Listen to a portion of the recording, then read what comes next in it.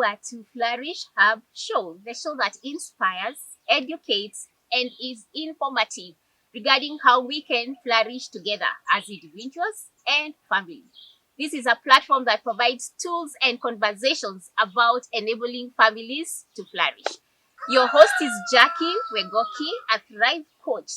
And on my right, I have Pastor Gideon Muya and our psychologist Rose Bai. I will ask them to introduce themselves, then we can plug into today's conversation. Today's conversation, we are talking about infidelity, a sensitive topic on families, but very important because we are still on the journey of enabling families to thrive. So, enabling families to flourish. So, keep watching. Pastor, you can start by introducing yourself and then Rose, and we can get into the conversation for today. Yeah, thank you, Jackie. My name is Pastor Gideon Muya from Antioch Fellowship Church, Thika, and also a Bible teacher in the same institute, that is Antioch Institute for Training in Ministry. Thank you. Thank you, Pastor. Rose? Thank you. My name is Rose Bai. I'm a counseling psychologist, and I'm now mastering in marriage and family therapy. And my heart goes out to families. So great to be here so that we can flourish together. Thank you. Thank you, Pastor. Thank you, Rose. And this is Jackie. Again, my desire is to see individuals thrive, to see families thrive. So, as we start on our conversation about infidelity, a very sensitive topic, and I want to start with Pastor here and hear his view. Pastor, what is infidelity? Once again, thank you, Jacqueline. Infidelity, kando na these big kizungu or big names, huku mitaani tunajua kana kwamba ni mipango za kando, ile hali ya mwanaume au mwanamke kutoka kwa ile ndoa yake na kwenda nje. As simple as that. Okay. Wow. Mpango Wa Kando. We'll be talking about Mpango Wa Kando very well in a few minutes. Rose, infidelity. Infidelity is a violation. It's a violation of your spouse's rights. And this one, I view it as both emotional or physical. Okay. It's not a must to have physical contact, but even emotional violation. If you know you have some other feelings or any other relationship that has a different level apart from your spouse, that is infidelity. All right. Yes. Thank you, Rose. And I feel infidelity has to do with what they call in simple terms unfaithfulness or cheating. People say he's cheating on me or she's cheating on me. So let's dive into this conversation. Now, having seen infidelity, we have had it's the cheating, it's about violating another's right. And as Pastor has said, it's about having Mpango Wa Kando, although it is used to mean younger people.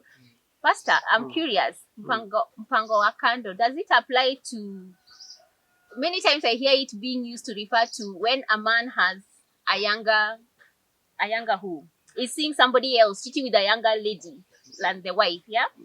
Does that also apply to, what about when they are cheating with somebody else who is older, like married versus a married man and a married woman?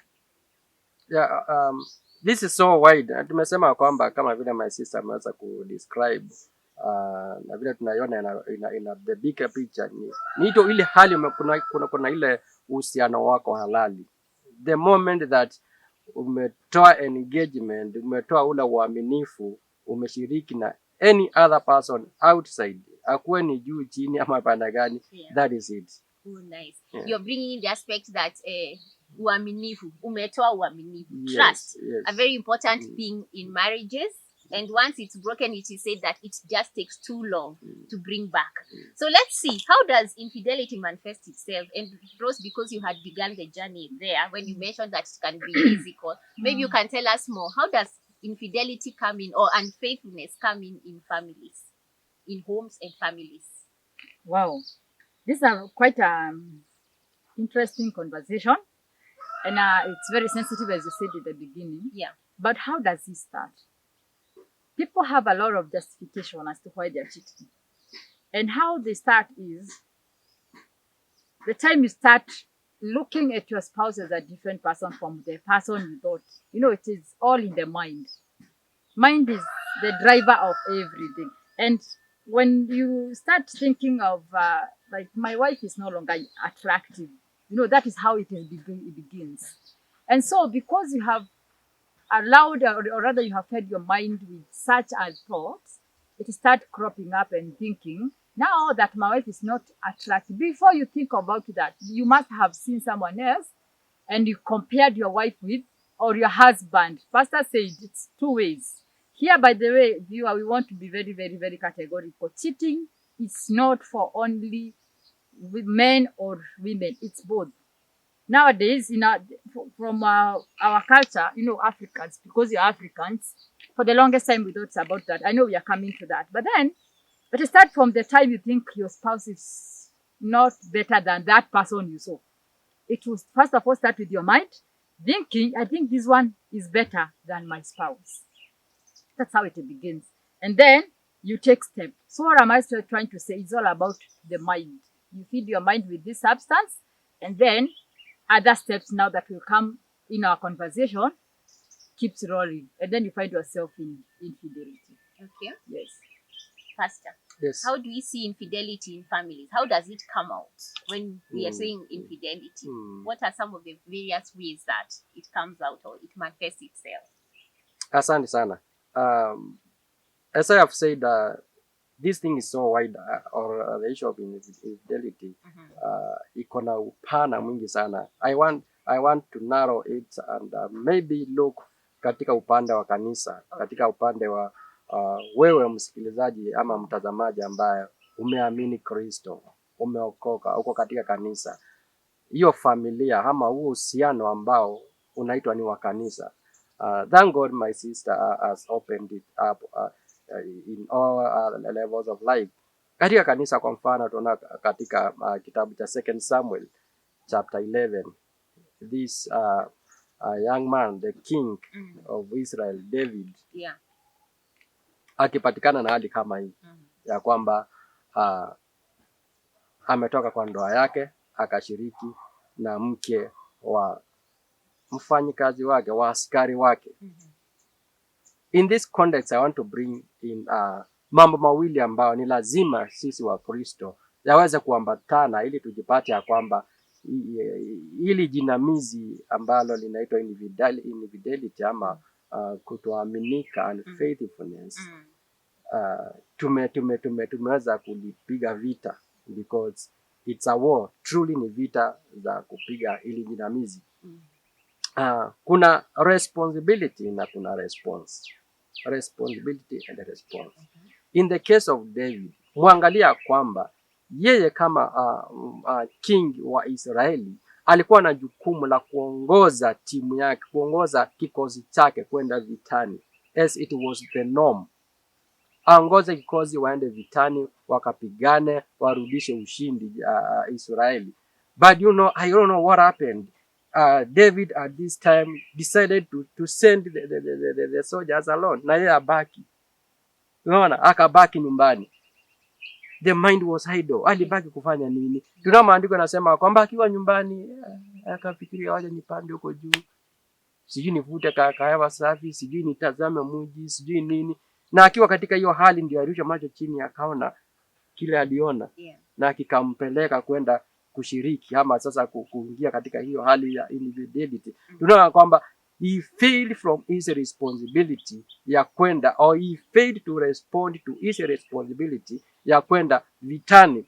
Wa Kristo, I thank churches, Christian organizations, zile ambazo ziko na programs, ziko na mipango ambayo inashirikisha wa Kristo kuwa actively involved in ministry.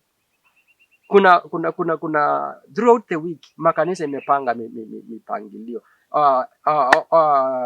On a Sunday asubuhi mpaka jioni kuna programs za watoto, wanarika, wa mama, wazee. Are you there in such programs? In the course of the week, zile mipangilio kanisa limepanga, are you involved? Or sasa kanisa limepanga lika engage, lakini wewe ambao uko supposed kuwa katika ile fellowship ama ule ushirika, wakati fulani you are not there. Where are you? So you find kanisa imefanya its responsibility kuoccupy, na wewe umerespond. Kwa hiyo hauja respond. What next? Umecreate nafasi ya shetani kukutumia kwa njia nyingine. So what we are saying here is that there is also the emotional part of it. Like what Ruth had said, that one of the ways that infidelity will manifest, hata kama David hangeendelea, to the next step of actually going to this lady. But the fact that you can imagine even the peeping, where he was peeping through, that already tells you what is going on in the mind. Yeah.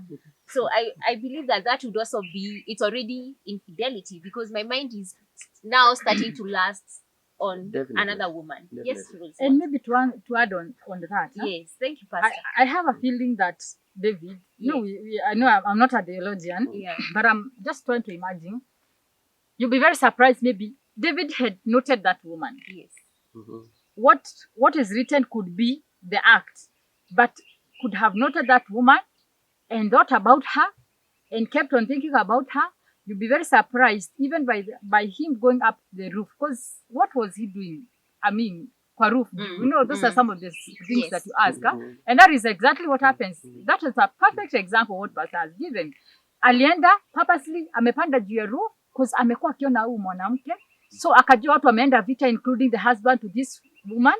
Akajua right now I'm safe. That's what even is happening. Infidelity, it's happening. Some men are going to women's houses. Some are planning. They have actually paid for the room. So the same. So it is started from their mind. Thinking about something, and now whatever the Bible writes is whatever what was happened, the action itself. So you're bringing in how we plan for infidelity, including women, not just men. You're saying, this is something that is cross-cutting. It's not only men. And so you can see the extent to which David had to go. I mean, it's the same thing. Most times you find when unfaithfulness comes, there's something that you have to go out of your way, and possibly in a way that is not very pleasant, or that people would look at and say, indeed, you can imagine some of the things we have to do. You're hiding, you decide not to take your responsibility, uachwe nyuma kidogo, all those things. And possibly the question to us is, what are we part of this journey in families? Could there be a thought that is coming and starting to provoke us, and we are giving attention to the wrong things and being at the wrong place at the wrong time? Thank you, Pastor. So when we think about that, coming back to the story of David, I know I like the way you brought it, and even thinking about broadly, what are some of the things that will contribute to infidelity in families? I know Rose had already mentioned, is when you start thinking about that woman possibly is better, or that man is more handsome than my own husband, that woman is more beautiful than mine. I mean, but it said also beauty is in the hands of the beholder. So, Pastor, what are some of these other factors that contribute to infidelity? Yeah, and I like the way you put it, some of the factors. Yes. Because as I've said, it's so wide. It's so wide. Ya kwamba you can't figure out whatever is in people's minds. But basically through experience, through the word, kuna zile ambazo unapata kwamba hizi zinajidhihirisha, zinajitokeza mara mingi. In this program, mostly I've talked over the Bible, the Word of God, as our constitution. And I've said that wakati tumeweka kando, wakati hatujaizingatia, utapata kwamba now we are driven katika hali zingine ambazo sasa zitatusababisha kwamba zile vitu ambazo hazingekuwa ama haziko supposed kuwa ndani yetu zimeanza kucrop in slowly. I talked of husband love your wife. Now, this love is not about emotion. It's not emotional. It's not about how you feel. This love is about commitment. When that commitment is not there, definitely down the line, infidelity has a big room. It has a big room. So when commitment levels start going down, yes, the commitment to the marriage, commitment to the vows that you made, then the infidelity starts coming in. A gap is left. All right. That's, I would want us to really look into that and see what are the many issues that are really causing infidelity and unfaithfulness. Because actually, I think the other day we were being told that infidelity has become a common practice, almost becoming a norm in families. So keep watching, viewer. We'll take a short break and we will be right back.